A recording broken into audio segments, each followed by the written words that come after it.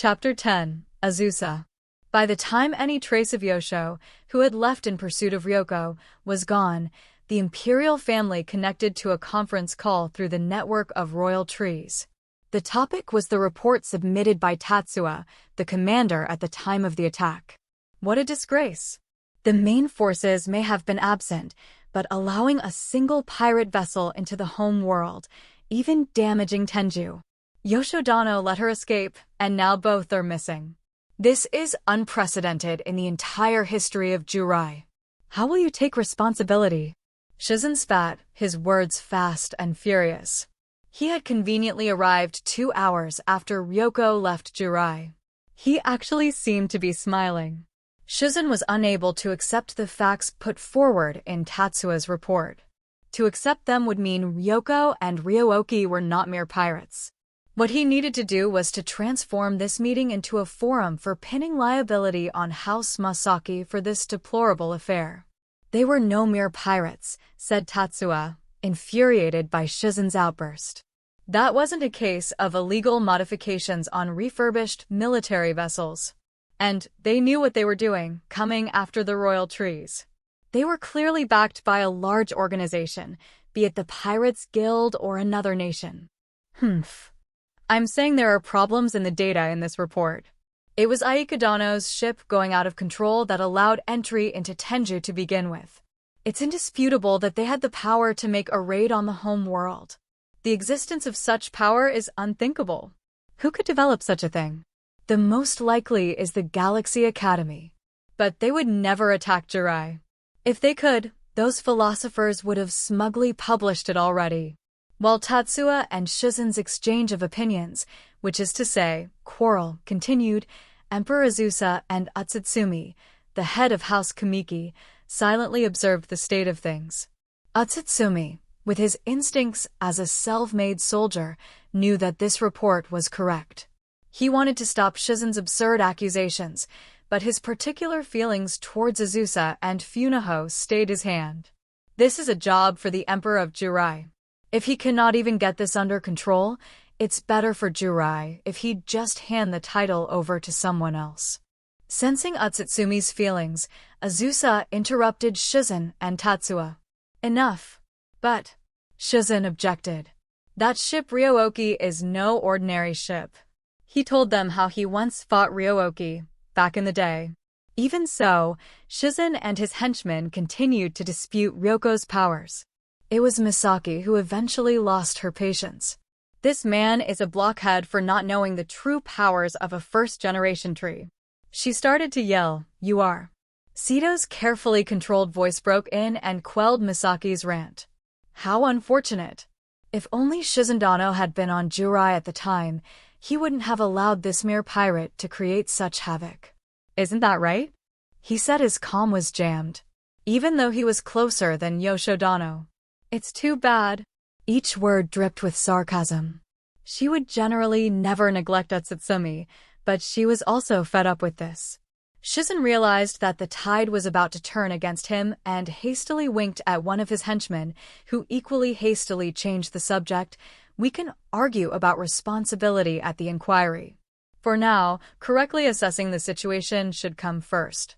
In exchange for disregarding the suspicion that he purposefully delayed his arrival on Jurai, they dismissed House Masaki's responsibility for the failures in defense.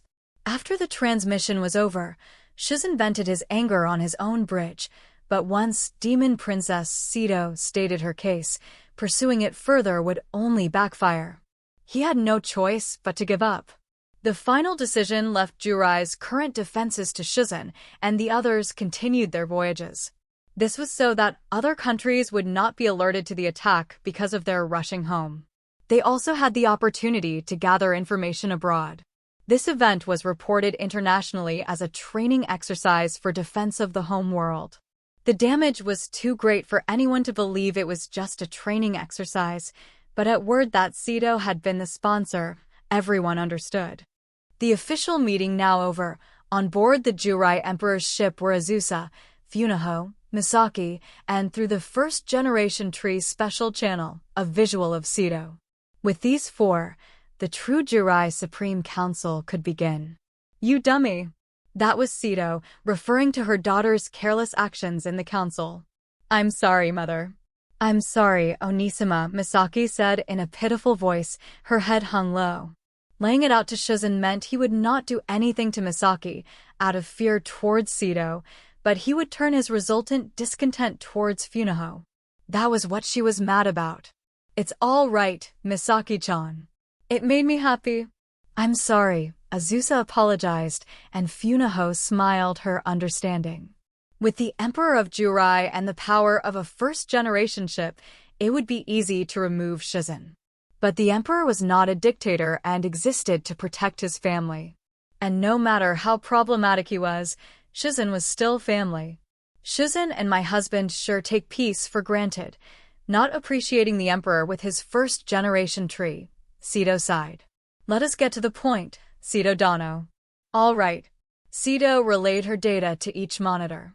Tatsuo Dano rightly had calm, objective judgment.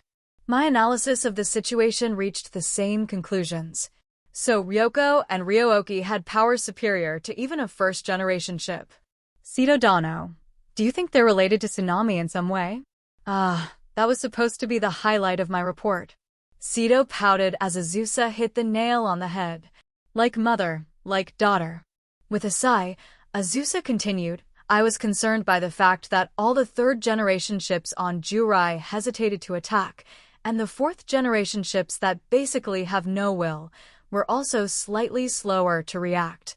When I battled Ryooki, I too felt a slight delay in reaction speed. I was injured at the time, and I had assumed it was due to the slower transmission, so I hadn't included it in my report to Sito Dano. If even first-generation ships hesitate to attack, there's nobody else but Tsunami. Well, I'm sure Sito Dano has more surprises up her sleeve. Otherwise, she wouldn't put in a call for a meeting of the Supreme Council. Azusa-chan, you're getting more boring, grumbled Sito morosely. Actually, I've been studying Ryoko and Ryooki ever since I received Azusa Dano's report. Ryoko wasn't as famous on Jurai, where we're protected by our powerful ships powered by the royal trees, but she posed quite a threat in other star systems. I'm not surprised, with that power. And another thing. She specialized in robbing artifacts from ancient ruins and seizing information from ruins of prehistorical civilizations. There is little of that within Jurai territories, another reason why Ryoko wasn't very well known. To get straight to the point, she wasn't sent by some country or organization. Then Kagato is also unaffiliated. Are you saying an individual built that? There's more. The profile of Kagato only went back 5,000 years. Nothing is known about him before he showed up on the most wanted list. But that was the biggest problem. What had he done? He annihilated an entire brigade of some idiots from a certain major country who were poaching on a planet designated as a special protection reserve. By himself. Azusa was at a loss for words, as this was a fairly famous incident in inner circles. The important thing is, there was someone else on that planet there for conservation research. Who do you think it was? Sito asked happily. Mother. Misaki immediately pointed to Sito. It was a joke, implying Sito could be involved in such an extreme incident. That person, Sito, Funaho, and Azusa huddled to talk. Beside them was Misaki, crying with a lump on her head from Sito. Was Hakubi Washu? Funaho's eyes were round in astonishment. Washu? You mean the founder of the Galaxy Academy? That eccentric. You mean back when it was Jurai's Imperial Academy, said Azusa. Yes. And the assistant with Washu on the planet at the Research Institute was called Kagato. Sito showed them a photograph of Washu and her assistant, except it was a woman. Azusa rubbed his jaw and frowned. That looks different from the one I met. But it must be one and the same person. I've gathered evidence on who Kagato the assistant was. She was unaffiliated with any organization. But I've seen this face before, Mother. Misaki stared at Kagato's face, puzzled. Isn't this the one? Sito brought out another photograph, also taken with Washu. What's this? Misaki looked at Sito quizzically. Washu's expression, Funaho murmured. Like she said, Washu's expression was completely different. One was tense, and the other was peaceful and relaxed. These two are different people? Yes. The second picture is of Akira Neja, Washu's friend. Kagato seems to be her clone. What happened to the original? About 5,000 years ago, she died in a pirate attack during an archaeological excavation on uninhabited planet K1190. Well, technically missing, since her body was never found. Circumstantial evidence states she shouldn't be alive. She was supposed to have been a philosopher rivaling Washu. K1190? Isn't that Mother's? Sito nodded, yes, where my foster father rescued me when I was 6 years old. You, Sito Dano? There were a number of treasure hunters besides Akira Neja's excavation team. My foster father, Kamiki Ushio, annihilated the pirates and rescued the survivors. I was an orphan of those treasure hunters, though I had lost my memories through the shock of the attack. Sito smiled sadly, then smoothly switched back to her usual smile. Anyway, the problem is with Washu. She was left in front of an orphanage on Kanamitsu, a planet in Jurian territory, 20,000 years ago. The rest is a cliché. She was estimated to be around 3 when she was taken in, but she didn't have any memories. Nothing was ever found out about her past. She tried a lot of things in her Galaxy Academy days to make herself remember, but nothing worked. The only concern is this. The screen showed the 3 red jewels. Azusa, suspicious, wondered, what's this? The only things she had with her. I can understand how nobody thought the possessions of a child were important. But it was a little careless. Sito pressed some buttons and brought an image of Ryoko up on a screen. When I examined the databanks of the Galaxy Police and the battle data on Jurai, I found that Ryoko and Ryooki's energy source is located in her wrists and neck. Look, the 3 locations were magnified. What's this? Everyone but Sito opened their eyes wide. What was shown were the same red jewels as Washu had. I don't know if they're the exact ones that Washu had, but even if they were appropriated or replicated, it's unmistakable they're the same thing. It's a shame it was 20,000 years ago. Might as well go ask Tsunami. Her past holds the answer, said Funaho. In the 15,000 years after, I haven't been able to find anything that's considered related, for now. But I'm amazed a single person has done so much. I'd say she's the most powerful person I've ever seen or heard of. I sense consistency or a policy in her principles. At least, that's my impression. There's no sign that there's been any outside influence on her ideology. The trouble was, Azusa thought, that Sito's impression was most credible. In conclusion, this assistant is using something Washudano herself had developed for personal purposes. What we feared the most hasn't become reality. Other countries haven't placed as high an importance on it. If they find out about what happened in Jurai, things will change. The simulations show that Jurai is the most likely to capture Ryooki, specifically the royal trees. Other countries would have to pull off something on a large scale. And that increases the chances of leaking information. It makes sabotage too easy. Mother, you look like you're enjoying yourself. I would think most countries would rather destroy them than give them up to someone else. In any case, we can't do anything until we figure out where Ryoko and Kagato are. Azusa nodded, so with Ryoko, we're going to avoid the worst-case scenario of upsetting the balance of military force. Now the question is how to obtain this technology before other countries. Please continue with the investigation, Sito Dano Misaki. This profile on Washudano was written up like a biography by a playful employee of mine. It's quite an interesting read. Check it out. This was how the first Supreme Council on Ryoko ended. They were not able to find the whereabouts of Yosho or Ryoko. They sent a secret investigative team to Earth, but they could not outsmart a first-generation tree's cover-up and had to return without finding any clues. It had been 6 years since Yosho went missing. Since there was no information on Ryoko popping up, the leading theory among the imperial family was that they had perished at each other's hands. It was then that it happened. Again, said Sito, who had come to visit the executive office at House Kamiki. Now don't say that, he's worried about Aika in his way. Before Utsutsumi were holographs of several young men. Shizen had recently started to bring in prospective marriage partners after the Emperor of Jurai officially declared the engagement between Yosho and Aika be annulled. Aika rejected every one of them, but after a conference with the heads of houses, they selected some candidates for matchmaking interviews, the first steps to an arranged marriage. And once it was arranged, it could not be refused. Even after 6 years of her brother missing, Aika's feelings had not changed from the moment she last saw him. Rather, because she could not see him, her ideals grew all the more lofty, an unstoppable force inside her.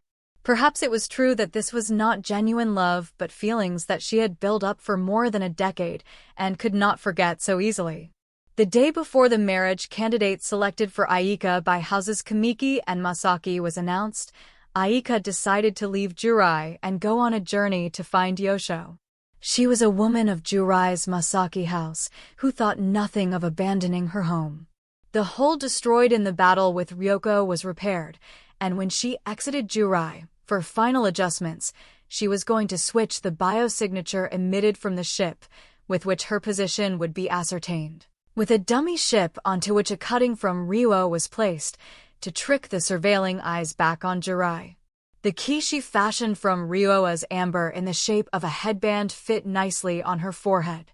The perfect plan, in Aika's thinking, to run away from Jurai was complete. The problem was Yosho's location. Aika knew he could not be found by searching blindly, and she herself would quickly be found by Jurai and sent back home.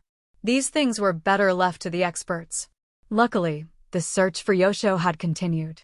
The information was controlled by the secret network of royal trees, and since Aika's Ryuo was a second-generation tree, it could receive information without directly accessing Tenju and could therefore do so without being detected. It's perfect. Heartsuit, she beamed. The thought patterns of a girl in love were simplistic. On the day of the plan's execution, Aika secretly departed Jurai, left her guardians, Azaka and Kamidake, in control, and entered the hibernation chamber. She had no idea it would last 700 years.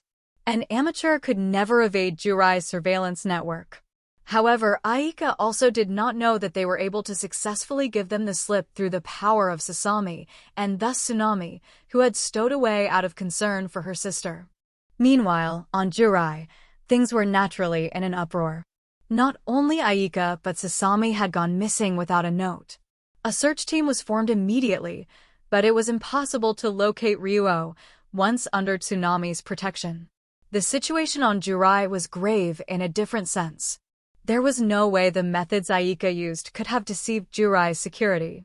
All the organizations from ground control to the intelligence department underwent a thorough review in case the stunt had been performed under someone's guidance, but nobody suspicious could be found. The one with the most mixed emotions was none other than Sito herself. Why? I'm so tired. Her secret detection mechanism, touted as the most powerful on Jurai, had been bested. No mastermind, not even a spy, could be found.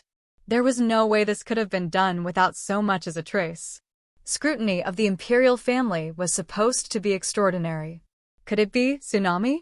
There was no other answer. Were you worried about Aika-chan? Those simple words were the answer to everything. Sito felt intuitively that Aika and Sasami were safe. But ever since the first leader of Jurai met Tsunami, there had never been a case of Tsunami herself taking action. What's about to happen? Sito felt a great fluctuation of fate. Oh, I had forgotten about her. Considering the coming kerfuffle, she felt a headache coming on. Funa Hodano. I hope she doesn't keep things bottled up. There was one other person who most decidedly did not have peace of mind, Aika and Sasami's grandfather, Utsutsumi. With his two most beloved granddaughters gone, he was in a panic. And it mattered that the whole thing was Azusa's son, Yosho's fault. That was when everything went wrong. Simple but fearless, and highly trusted by others, Utsutsumi had a thing against Funaho, More accurately, Azusa. This wouldn't have been a problem if she had been second empress, he muttered. He knew that it was selfish. But after Aika was born, and seeing his granddaughter so happily engaged to Yosho, his ill feelings had gradually faded away. Then Sasami was born.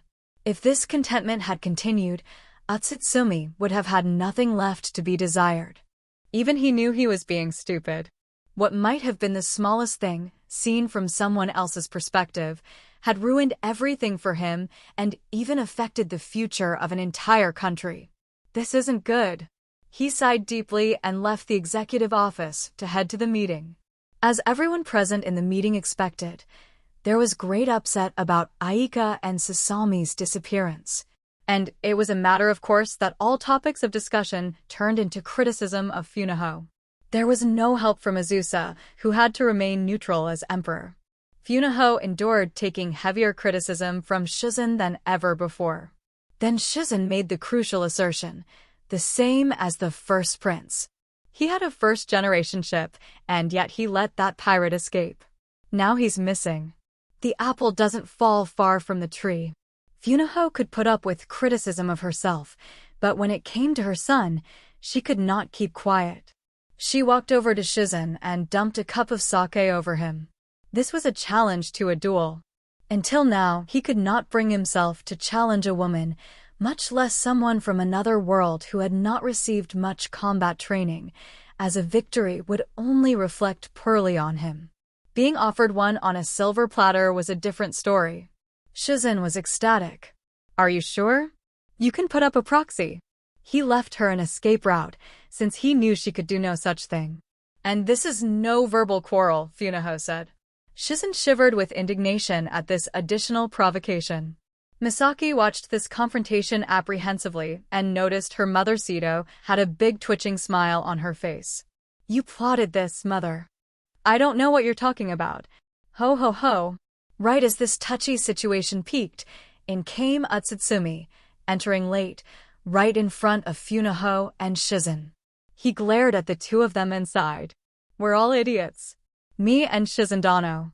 Funaho Dano was caught up in this mess for ridiculous reasons. She can't do this sober. He ordered the attendants to bring several large casks. It was his treasured stash of the finest sake. Let us not stand on ceremony. This was turning into a bar fight. Jiraians used to be pirates, so this was nothing out of the ordinary, and the customs remained to this day.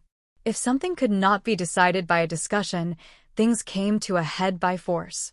Reason was cast aside to let them vent with everything they had. Funaho was given a large club to face Shizen with, and she abruptly upended a large bottle. Seeing this, Shizen grinned. Are you preparing an excuse for when you lose? Come on, you motherfucker. She might have been drunk already. Azusa and Misaki averted their eyes at Funaho's uncharacteristic behavior. They knew her predispositions. Infuriated, Shizen charged. But in the blink of an eye he was walloped, dunked into a casket and knocked unconscious. It was not that Shizen was weak. Funaho was extraordinarily powerful. Watching this, Sito screeched with joy. Well, this is a surprise. Did she take lessons from Misaki?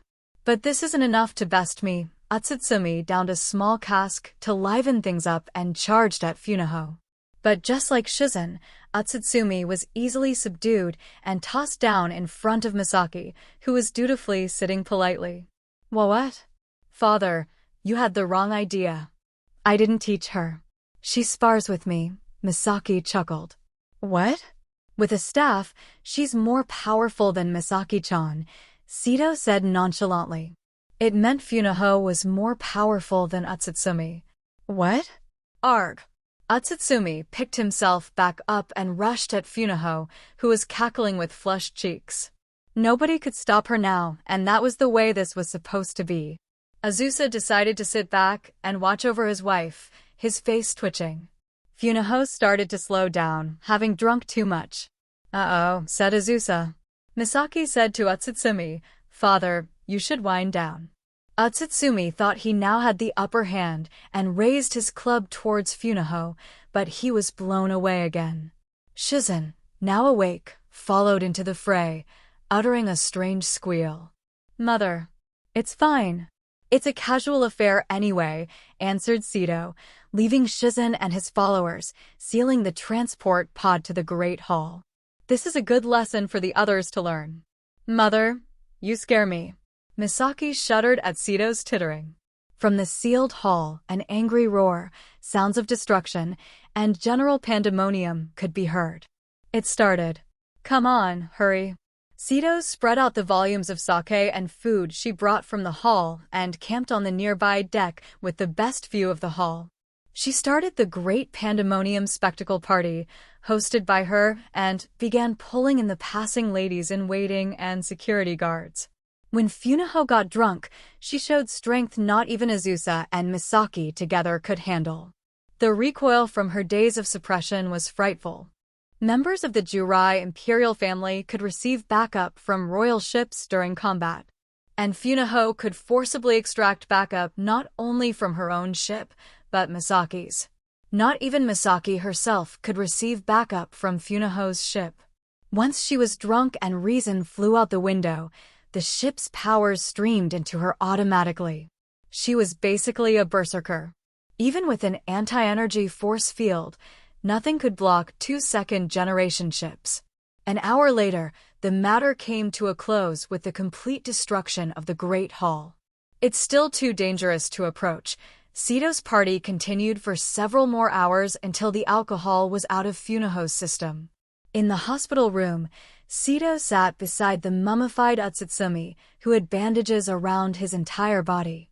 "Have you learned your lesson now?" "Humph. I see you made sure to escape by yourself. You reap what you sow. Why don't you just admit already that you have a problem?" "What do you mean?" "You probably consider yourself a disgrace." Yes, I do." Utsutsumi closed his eyes and declared. "But I asked Misaki that day if she wanted to be the first empress. She smiled happily and said, yes. I wanted to do things the way she wanted. And now look, Misaki is all doting on Funaho Dano. Oh, I'm going to be second empress after Onisama." He clenched his fist, his mouth turned down at the corners. Misaki made this same gesture often. "Well, I knew you were an idiot, but not this much. Right, Misaki, Funaho Dano? Don't you agree?" Sito called towards the door, and there stood Misaki and Funaho with bouquets of flowers. Gak. Sito stopped Utsutsumi from hiding under the blanket. "Sito, I can't believe you," he shouted pathetically, turning bright red. "Dear. Shut up. Shut up. Father, I'm sorry." "Thank you." Misaki hugged him. "I'm sorry I didn't realize Funaho cast her eyes downwards apologetically. "I have nothing to say, I lost the duel. Don't mind me." Having only himself to blame for his humiliation, he no longer had the willpower to remain defiant. And now with a beautiful woman making such a face at him, he had long felt a strong inferiority complex toward Funaho. All his anger transferred to Azusa, that idiot, as this was how he could deceive himself. Besides, nobody will defy you again. Including me. Ha ha ha. "I'm glad you were able to sweep this under the rug," whispered Sito in his ear so nobody else heard. Utsutsumi could only laugh. On Jurai, where pirate traditions remained strong, those who excelled in one thing were respected. That duel enabled Funaho to be accepted as a member of the imperial family, and that in turn cemented Azusa's status as Emperor of Jurai. Thanks to Sito, everything worked out. Needless to say, nobody offered Funaho alcohol ever again.